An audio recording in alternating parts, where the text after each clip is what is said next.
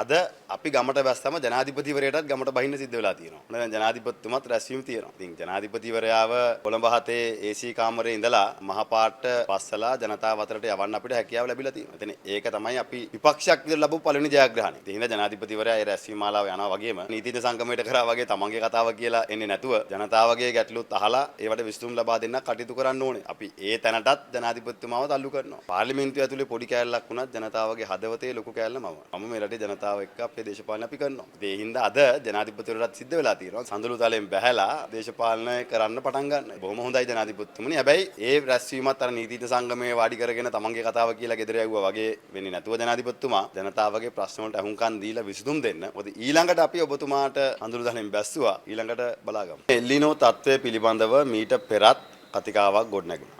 රජයේ ආයතනවලට මීට පෙර සූදානම් වීම සඳහා අවශ්‍ය වැඩපිළිවෙළවල් පහුගිය හැම රජයකින්ම සූදානම් වෙලා තිබ්බා. ඒක මේ රටේ ලෝකයේ මේ වසර තුල එලිනෝ තත්ත්වයක් එනවා කියන කාරණේ පිළිබඳව නිරන්තරයෙන් ලෑස්ති වුණා. හැබැයි ඉතින් අවාසනාවකට මේ ආණ්ඩුව අර දිත්වා කුණාටුව එනවා කියලා දැනත් මගහැරියා වගේ. වන්දනාගාරය ඇතුලේ සිදුවීමක් සිද්ධ වෙන්න නියමිතයි කියලා අධ්‍යංශ වාර්තා ලැබිලා තියෙද්දි නිලධාරීන් 10 දෙනෙක් සහ රැඳවියන් 20ක් විතර මරණකම් බලන් හිටියා වගේ. එලිනෝ තත්ත්වයක් ඇති වෙනවා කියන මතය ලෝකේ ක්‍රියාත්මක වෙලා ලෝකේ හැම රටක්ම එකට සූදානම් වෙද්දී අපි අඩුම ගානේ ගොවියට වතුර ටික ලැබිච්ච වෙලාවේ වගා කරගන්න පොහොර ටික දුන්නෙත් නැහැ. දැන් ඉතින් වතුර හිඟයක් ආවට පස්සේ වගාවට කෙඳිරි ගාලා හරියන්නේ නැහැ. අද එලිනෝ තත්ත්වය පිළිබඳව සඳහන් වෙලා තියෙද්දිත් ආණ්ඩුව ඒ කාරණය මගහැරලා ඉඳලා දැන් කියනවා මේකට කොහොමද අපි මුහුණ දෙන්නේ කියලා කෙඳිරි ගන්නවා. ඉතින් ඒක සාධාරණ නෑ. මොකද රජයක් වුණාම මේ හැම කාරණයක් සම්බන්ධයෙන් පෙර සූදානමක් තියෙන්න ඕනේ.